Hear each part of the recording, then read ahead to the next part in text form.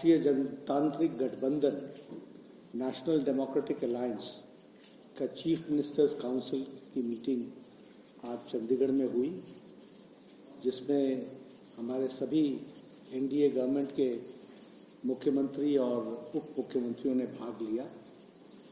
कुल मिलाकर के हम ये कहना चाहते हैं कि प्रधानमंत्री जी ने इस बात पर जोर दिया, बल दिया कि लोगों को गवर्नेंस से उनके समस्याओं का सॉल्यूशन होना चाहिए और जो प्रशासन है उसकी मूल अवधारणा में जो उसकी स्पिरिट है वह इस बात पर निर्भर करती है कि हम लोगों के ग्रीवेंसेस को किस तरीके से रिड्रेसल करते हैं। और इसलिए इस बात का प्रयास होना चाहिए कि हम pro people, proactive, good governance P2G2 इस पर हम ध्यान दें और इसको हम आगे बढ़ाएं। इसी दृष्टि से आज 17 मुख्यमंत्री और 18 deputy chief ministers council of ministers में एनडीए के अलायंस में इस मीटिंग में एकत्र आए। इसमें सबसे महत्वपूर्ण बात यह है कि 1975 के पश्चात नॉन कांग्रेस गवर्नमेंट की प्रेजेंस इतनी भारी मात्रा में जो देश के विकास के लिए और देश को प्रगति की ओर ले जाने के लिए जिन लोगों ने आगे बढ़ने का जो प्रयास किया है वो आज इस काउंसिल ऑफ मिनिस्टर्स में हम लोगों को देखने को मिला है। एक बहुत बड़ी संख्या में नॉन कांग्रेस फ्रंट, जिसे हम एनडीए कहते हैं, राष्ट्रीय जनतांत्रिक गठबंधन कहते हैं, उसकी प्रेजेंस देश की प्रगति के साथ किस तरीके से आगे बढ़ रहा है उसकी ये काउंसिल जीती जागती मिसाल है। कुल मिलाकर इस कॉन्फ्रेंस में 6 प्रस्तावों पर चर्चा हुई और सर्वसम्मति से प्रस्ताव पारित किए गए। पहला प्रस्ताव जो महाराष्ट्र के मुख्यमंत्री सम्मानीय एकनाथ शिंदे जी ने रखा वह है हरियाणा का जो जीत प्रधानमंत्री मोदी जी के नीतियों के कारण और जिस तरीके से हरियाणा के चुनाव में झूठ को फैलाने का विपक्ष ने प्रयास किया था, इंडिया अलायंस ने प्रयास किया था, उसको मुंह तोड़ जवाब मिला है। किसानों का साथ हरियाणा में भारतीय जनता पार्टी को मिला, आशीर्वाद मिला। नौजवानों का साथ भारतीय जनता पार्टी को मिला, खिलाड़ियों का साथ भारतीय जनता पार्टी को मिला और आम नागरिक ने बढ़ चढ़ करके हिस्सा लिया और हमारा सीट शेयर भी और हमारी सीट टैली भी दोनों भी हमारी बढ़ी और 2019 को सरपास किया। इस पर सर्वसम्मति से प्रधानमंत्री मोदी जी को धन्यवाद दिया गया और बधाई के साथ हरियाणा की जनता को साधुवाद और धन्यवाद दिया गया तो उन्होंने जो आशीर्वाद भारतीय जनता पार्टी को दिया है। एक प्रस्ताव आदरणीय राजनाथ सिंह जी, भारत के रक्षा मंत्री, उन्होंने रखा।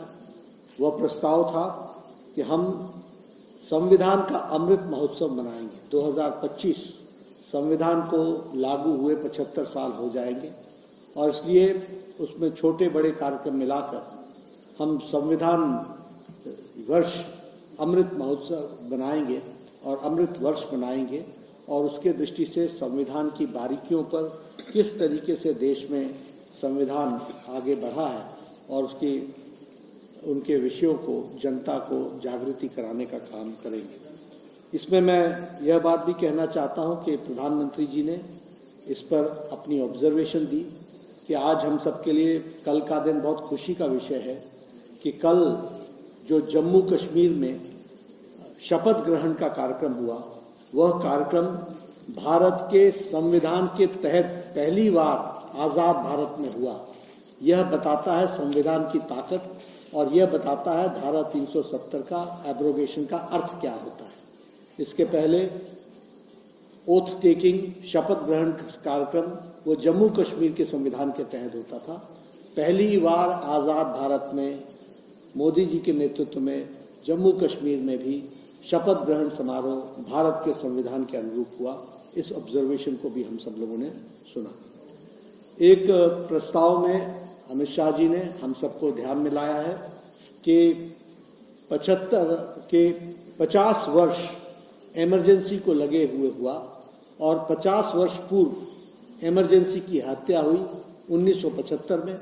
2025 में हम जो प्रजातंत्र की हत्या हुई है उसके बारे में भी हम चर्चा करेंगे और ये जो संविधान की हत्या करने वाले लोग हैं उनका भी पर्दाफाश करेंगे और जनता में इस बात को बताएंगे कि किस तरीके से संविधान को कुचलने की उसके मूल धाराओं को का गला घोटने का प्रयास हुआ है।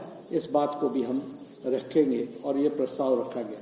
इसके साथ साथ भगवान बिरसा मुंडा का अगले वर्ष 150वां वर्ष और उसी तरीके से भारत के लौह पुरुष सरदार वल्लभ भाई पटेल का 150वां वर्ष और अगले साल ही भारत के पूर्व प्रधानमंत्री भारत रत्न अटल बिहारी वाजपेयी जी की जन्म शताब्दी यानी 100 वर्ष पूरे करने का सेंटेनरी सेलिब्रेशंस हम मनाएंगे और इस तरीके से हमने प्रस्ताव पारित करके इन कार्यक्रमों को एनडीए की सरकार और हमारी सभी एनडीए घटक दल के जो सदस्य हैं वो सब इनको 2025 में मनाने वाले हैं। इस रेजोल्यूशन के साथ इस बैठक में चर्चा हुई है। मैं यहाँ यह भी बताना चाहता हूँ कि आत्मनिर्भर भारत और आत्मनिर्भर भारत में डिजिटल इंडिया और डिजिटल इंडिया के साथ साथ 5 ट्रिलियन इकोनॉमी, इस विषय को प्रधानमंत्री मोदी जी के अध्यक्षता में हमारे आंध्र प्रदेश के मुख्यमंत्री चंद्रबाबू नायडू ने रखा और उन्होंने बहुत बारीकी से इस पर चर्चा की कि कैसे हम आत्मनिर्भर भारत की ओर बढ़ रहे हैं।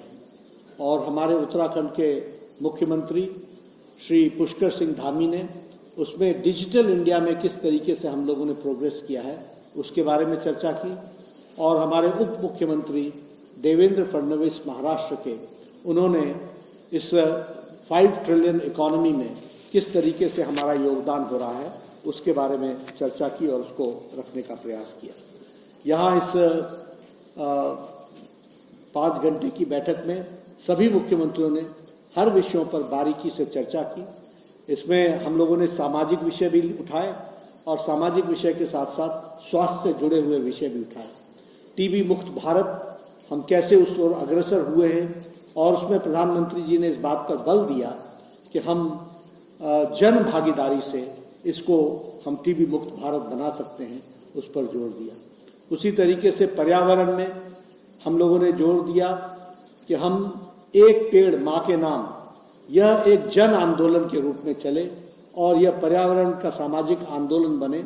इसके लिए हम लोगों ने चर्चा भी की और प्रेरणा हम अपने अपने प्रदेशों में इसको आगे बढ़ाएं, इस बात को रखा गया। और इसी के साथ साथ हम लोगों ने इस तय किया कि हम स्वच्छता अभियान उसको पूरी ताकत दे करके आगे बढ़ाने का काम करें। प्रधानमंत्री मोदी जी ने स्वच्छता अभियान को भी जन आंदोलन के रूप में जागृति लाने में नए नए कार्यक्रमों को हम किस तरीके से आगे बढ़ा सकते हैं उस पर जोर दिया। हमारे प्रधानमंत्री जी ने अपने कंक्लूडिंग रिमार्क्स में 11 बिंदुओं को हम सबके सामने रखा है, जिसको हम आपको डिटेल प्रेस नोट में भेजेंगे। और सभी लोगों ने, सभी मुख्यमंत्रियों ने और सभी उप मुख्यमंत्रियों ने इस बैठक को बहुत ही सार्थक माना है और एक तरीके से नई ऊर्जा, नई उमंग के साथ हम इन लक्ष्यों को हासिल करेंगे, इसका हम लोगों ने रिजॉल्व किया है, इसका हम लोगों ने प्रण लिया है। तो मैं समझता हूं कि यह बैठक 5 घंटे जो चली प्रधानमंत्री मोदी जी के नेतृत्व में, वो बहुत ही सार्थक बैठक और देश को आगे ले जाने के लिए महत्वपूर्ण पहलुओं पर, बारीकियों पर चर्चा हुई। और मैं यह भी कहूंगा, जैसा कि हम सबका ऑब्जर्वेशन बना और प्रधानमंत्री जी ने इस बात को कहा भी कि नॉन कांग्रेस एक कांग्लोमरेशन इतना बड़ा, जो पहली बार इस तरीके से देश की प्रगति को अपने दृष्टि से आगे बढ़ाने के लिए एक रिजॉल्व करके आगे बढ़ा है। मुझे उम्मीद है कि इस बैठक से हमारे सभी साथी पूरी ताकत से आगे बढ़ेंगे, यही मुझे कहना है।